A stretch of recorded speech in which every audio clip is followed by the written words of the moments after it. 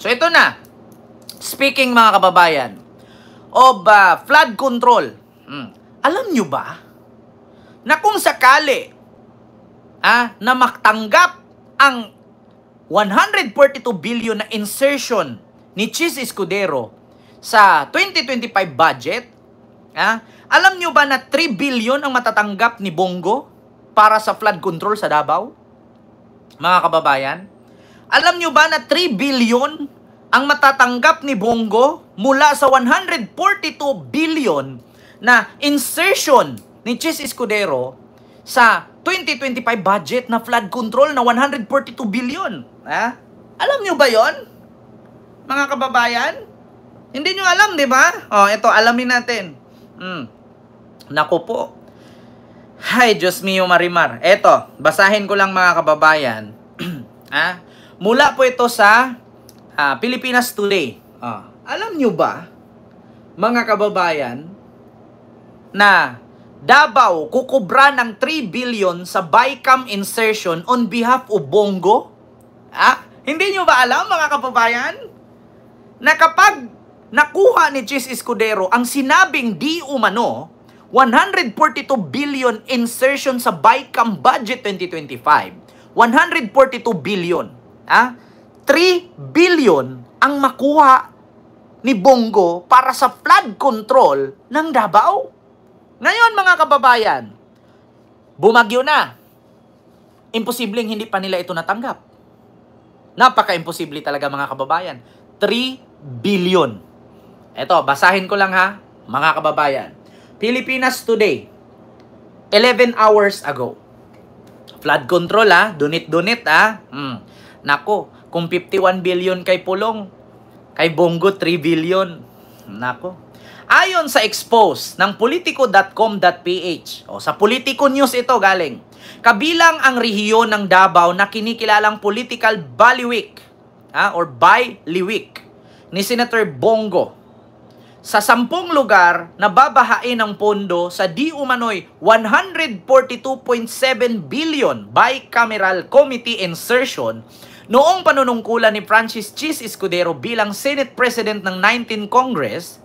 Items under the category include the construction of barangay health station as well as super health centers for a total of 633 million pesos. Nakasaad din sa report ng Politico, mabibiyayaan ng hindi bababa sa 7.2 billion ang Davao. 7.2 billion ang Davao mula sa 142 billion na pork barrel. Ito ay isinakatuparan sa pamamagitan ng budgetary influence ni Escudero sa pagsisingit ng 142.7 billion or 6.3 trillion sa 2025 national budget. Kung saan nakalinya ang sari-saring infrastruktura at flood control project na tadtad ng red flag dahil lumitaw na doble na ang mga ito sa ibang road project. Senator Bongo, maraming insertion yan. Davao City, di ba? Hirit naman ni dating Department of Finance, DOF, Undersecretary Shelo Magno sa kanyang podcast sa Chikahan with Prof. Shelo Magno noong Miyerkules.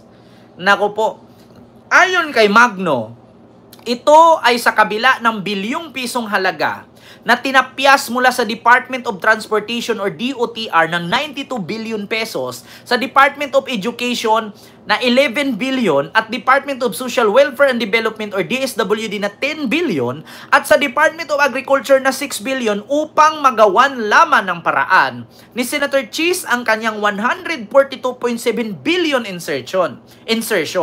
Samantalang binaha naman ng pondo ang Department of Public Works and Highway or DPWH sa paglalaanan ng 214.8 billion sa 2025 national budget matapos ang budget manipulation ni Chis Escudero.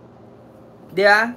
Alam nyo ba, mga kababayan, ang nakasulat dito, Davao kukubra ng 3 billion sa BICAM insertion on behalf of Bongo, while Escudero was responsible for majority of the insertion. He also included several items that were being labeled as being on behalf of Senator Bongo, totaling over 3 billion, nakasaad sa ulat ng politico.com.ph.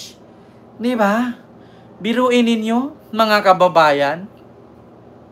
Tandaan ninyo, patong-patong na ang budget dyan sa flood control sa Davao na napupunta lang sa DPWH. Walang flood control na nangyari. Tapos ngayon, dadagdagan na naman ng 3 billion. Si Bongo ang tatanggap mula kay Chis sa 142 billion na flood control.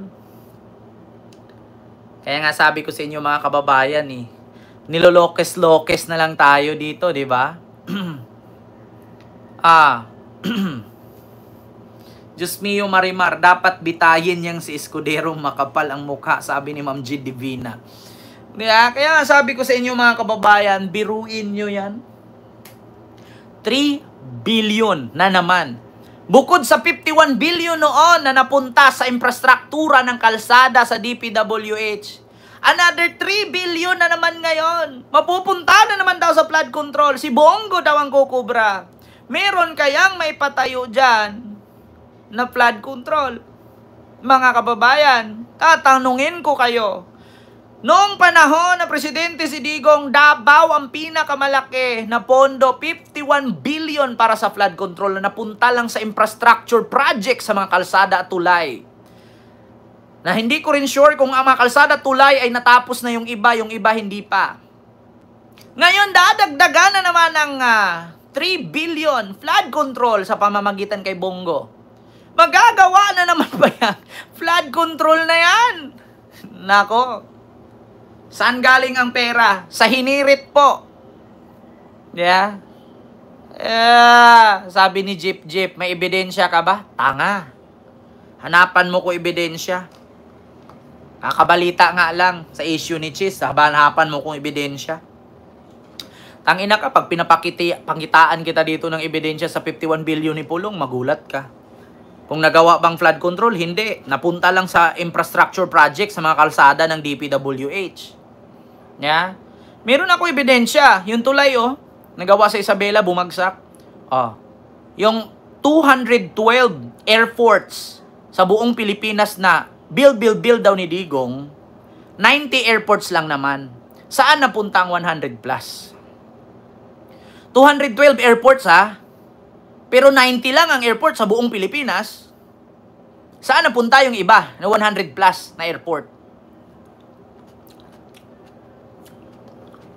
Sabi ko sa inyo mga kababayan, good luck.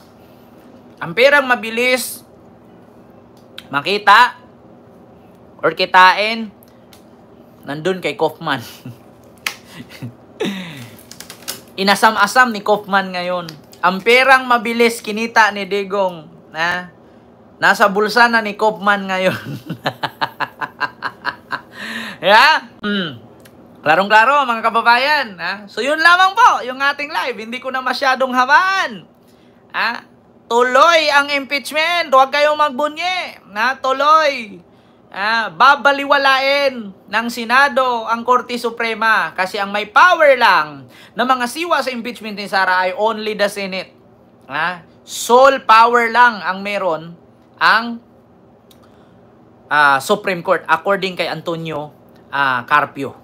Dating Associate Justice or Associate Justice Antonio Carpio na tsuhin ng asawa ni Sara. So yun lamang po mga kababayan. Maraming salamat Mama Ana Fiaco Zalem at sa inyong lahat dyan. Maraming salamat po. Thank you so much. Hindi ko na po kayo maisa-isa mga kababayan. Mag-ingat po kayo palagi. Bye-bye.